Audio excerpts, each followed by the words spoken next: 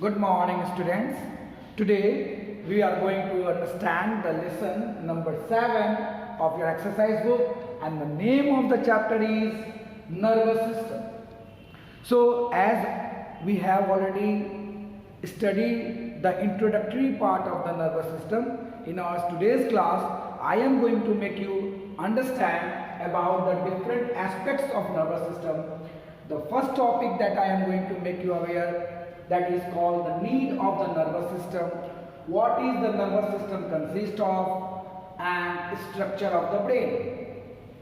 Although in your last class you have studied the structure, but many of you have problem regarding understanding it. So in our today's class we are going to understand this topic as well. So first of all, why do we need the nervous system? Nervous system helps us to inform about the all changes that take place inside in our body or outside the body. Suppose there is cold, this is the cold winter season, so we are feeling the cold. So for that, what we are doing? We are taking the shawl and covered our body. So this feeling of the coldness or hotness is actually given by the sense organ. And that sense organ is also connected with the brain, or you can say spinal cord. Brain or spinal cord is a part of the nervous system. So in this way, with the help of the sense organ, the nervous system helps to give you information about the changes that take place inside in your body or outside in your body. If you are feeling thirsty, so feeling thirsty is also an stimulus, and this is also give kind of information given by your brain. So nervous system help us to keep informed about the all changes. Next, it helps in remembering, thinking, reason out, willpower. So whatever you remember, you easily remember that I am your biology teacher. So this is the remembering that you have in your brain. Understood? If I have given some quiz or some question, in that condition you are going to solve it. So you are solving with the help of your brain. So it helps in remembering, thinking, reason out, willpower. Understood? Next, nervous system means brain, spinal cord and other sense organ as well. Together help to control the voluntary activities. What are the voluntary activities? All those activities that is done by ourselves. Suppose I am taking the pen or chalk and writing on the board. So this is a voluntary activities which I do with my will.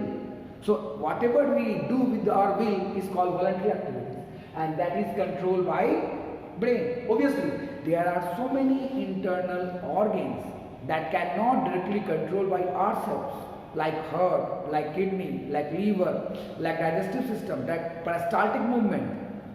These all activities are called involuntary activities, and they are controlled by the brain or spinal cord. So in this way, you come to know that the nervous system is a vast area of actions in our body. Means it does a lot of work. Without it, we cannot survive a single second. Now, nervous system consists of. What is the nervous system consist of? Nervous system mainly consists of the brain, spinal cord and lots of nerves. Lots of nerves means those small nerves, those nerves or those thread-like structure that comes out from the brain or the spinal cord and is spread to the whole body. These structures are called nerves. Nerves and the blood vessel are two different things. So don't get confused with it. From brain or spinal cord, a lots of fiber-like projections comes out, and it runs throughout the body like fine network of nerves and neurons are there in our body. So brain, spinal cord and lots of nerves together constitute the nervous system of our body. Now we are going to understand the structure of the brain. What is the structure of the brain? In our last class, many of you just confused with the structure of the brain. Just I am going to make you aware. See, this is the hair. This is the hair that is present at the surface of the skin.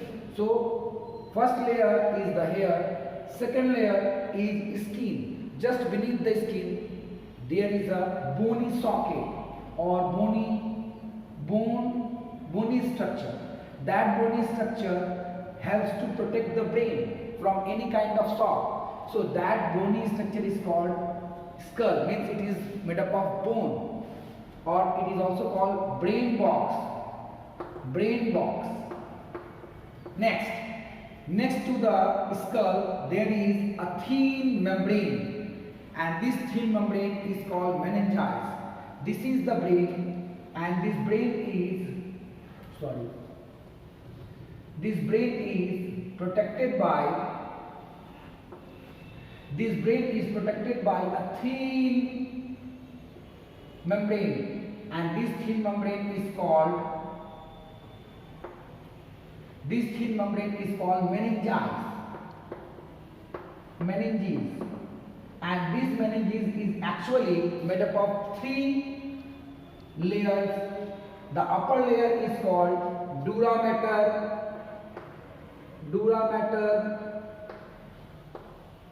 The lower layer is called pia mater,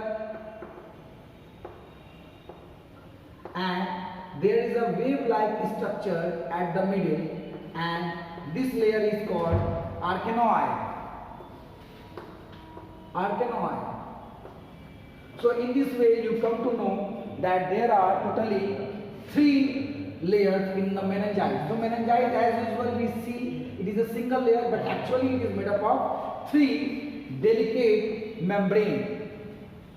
For uppermost is called, that is much tough structure, outermost layer of the meninges, that is called dura mater. The lowermost is mostly vascular, that is called pia mater, and in between the 2 dura mater and pia mater there is a wave-like structure, and this wave-like structure is made up of another membrane that is called arachnoid. Between these 2 membranes, these 2 dura mater and pia mater, there is a fluid, and this fluid is called cerebrospinal fluid. This fluid is called cerebrospinal fluid, and this fluid helps act like a cushion. And cushion means shock-proof. Means if you have any kind of shock from outside, obviously the skull tries to take the shock and do not allow the shock to move into the brain. So in that case, if it cannot allow, means due to if the throwing of anything is much more harder, then in that case, if the skull is get fractured, so it make a strike on the meninges, and the meninges send the pressure to the cerebrospinal fluid, and this cerebrospinal fluid, as it is liquid in structure, so it just move and do not allow the pressure or shock into the brain. In this way, the cerebrospinal fluid also help to protect the brain. So it is also called shock-proof, or it acts like a cushion. Cushion means shock-proof. Means it absorbs the shock and do not allow the shock to move into the brain. So in this way, you come to know that meninges is the protective outer covering of the brain, and in between the 2 layers of meninges there is cerebrospinal fluid, which act like a cushion, or you can say shock-proof, which absorb the shock from outside and protect the brain. Now, we are going to understand the different parts of the brain. There are 3 main different parts of the brain. First is called cerebrum, which is the largest part of the brain. See, this is the cerebrum, which is the largest part of the brain. Okay, this just under the cerebrum and behind of the head, there is one small oval structure present, and this is called cerebellum. Cerebellum. Okay, and this portion, this is called brain stem, or it is also called medulla oblongata, which comes out of the cerebrum and cerebellum and connect with the spinal cord. Means when it enters, this is the brain stem which comes out from the brain, and when it enters into the vertebral column, at that time it gets the name spinal cord. So it connects, medulla oblongata connects the brain with the spinal cord, and these small bone through which, this is the small bones, this is called vertebra, and inside the vertebra there is a small hole that is called neural canal through which the spinal cord moves. So this is vertebra and this is spinal cord. Spinal cord move in through the vertebra from inside, means there is a small hole in each vertebra. There are around 33 vertebrae throughout our back. From here to here there are total 33 vertebrae. Okay, and through which the spinal cord pass.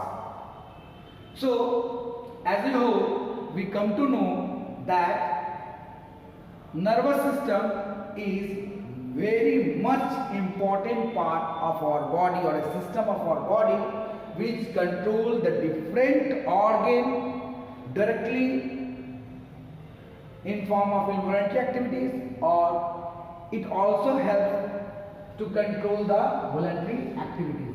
So nervous system is consist of brain, spinal cord and lots of nerves, and there are three main structure of the brain, that is called cerebrum, cerebellum and medulla oblongata.